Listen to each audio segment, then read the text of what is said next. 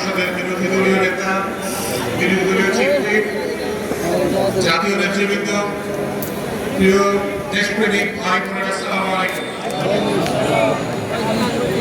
24-এর গণ-অভ্যুত্থান কেন হয়েছিল সেটা আজকের ক্ষমতাসীন রাজনৈতিক দল খুব অল্প সময়ের মধ্যে ভুলে গেছেন।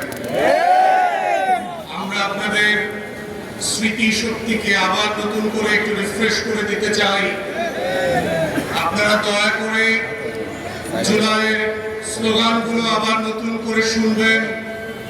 দেয়ালে দেয়ালে আমাদের শহীদেরা রক্ত দিয়ে যেই স্লোগানগুলো লিখে দিয়েছিল, যেই আগামী বাংলাদেশের বুনন তৈরি করেছিল, সেগুলো আবার নতুন করে বিমানে যেতে যেতে মোবাইলে শুনবেন এবং পড়বেন।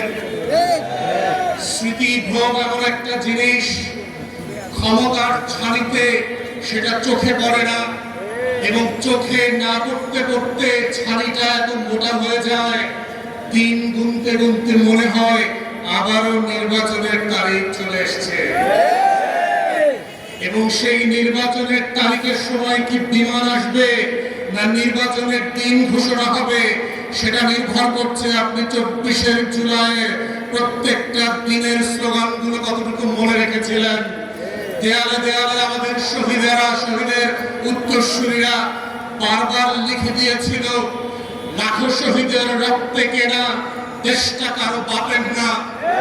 কিন্তু আমরা দেখলাম আপনাদের একজন এমপি এবং বেনামীয় মন্ত্রী, যাকে আমরা গত 17 বছর ফ্যাসিবাদ বিরোধী আন্দোলনে দেখি নাই, মিছিল মিটিং মামলার হিসেবে আসামি আকারে কোর্ট কাচারিতে দৌড়াদৌড়ি করতে দেখি নাই, তিনি তার এলাকার 4টা ইউনিয়নের নাম নিজের নামে লিখে দিলেন। ওইটাই কিন্তু হাসিনার পতনের শুরু হয়েছিল। 4,500 কোটি টাকা গত 17 বছরে হাসিনা শুধু খরচ করেছে বাপের নামে আর বংশের নামে মূর্তি বানানোর জন্য। মূর্তি বানানোর রাজনীতি সফল হয় নাই। বাংলাদেশে থাকতে পারে নাই। স্কুলের নাম বদলাতে পারেন, কলেজের নাম বদলাতে পারেন, গ্রামের নাম বদলাতে পারেন, ইউনিয়নের নাম বদলাতে পারেন, ওসমান হাদির নাম বদলাতে পারবেন না।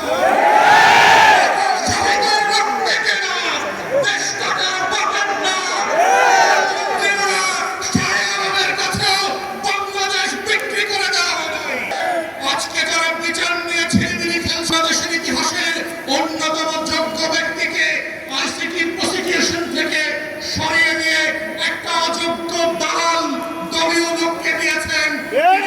বলছেন তিনি নাকি বিচার করতে ভয় পাচ্ছেন।